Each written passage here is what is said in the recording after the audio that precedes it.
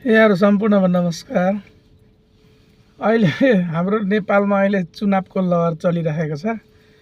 ठ्याट fat भट्टाभट मेयरले राजीनामा दिँदै मनोनयन दर्ता भइरहेको छ। यो त मलाई यस्तो लागिरहेछ हर्क साम्पाङ अनि बालेनहरू भनेको त एकदम मेयरमा एकदम भाइरल व्यक्ति हो नि त, एकदम चलेको, एकदम कडक हो नि त। अनि यो चुनाव चाहिँ गर्न आँटेको होइन, आइडिया गरेर यसो आइडिया लगाएर यो यिनीहरूले मेयरमा बसेर यिनीहरूले साह्रै ठुल्ठुलो कुरा गर्यो, यिनीहरूले साह्रै खोक्यो, साह्रै करायो क्याउ क्याउ गर्दै होइन। सामाजिक सञ्जालमा पनि भाइरल भयो, यिनीहरूकै मात्रै कुरा सुन्छ।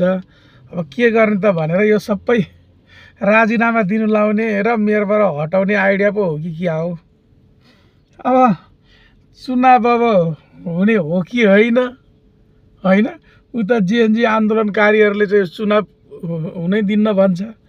अब यता मेयरहरूले राजीनामा दिइसक्यो, बालेन शाहले दिइसक्यो, अब हर्क साम्पाङले दिन आँटेको छ। अब चुनाव गराउने भनेर हुटुटी लगाएपछि अनि जुन मेन चर्चित चाहिँ मेन मेयरहरूले राजीनामा स्वाट दिइहाल्छ होइन। त्यसपछि त नि उनीहरू त पदविहीन भयो, मेयर पनि भएन होइन, लास्टमा चुनाव पनि भएन।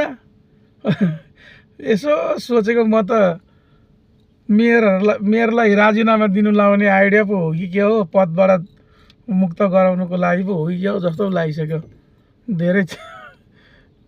अब चुनाव हुन्छ भन्यो, अब मेयरहरू पनि चट्ट मनोनयन दर्ता गर्नुको लागि राजीनामा दिनु परिहाल्यो।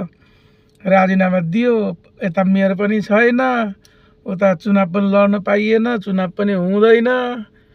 यो के हो कि अब पछि नै थाहा हुन्छ, अब चुनाव भएपछि हुन्छ कि हुँदैन होइन।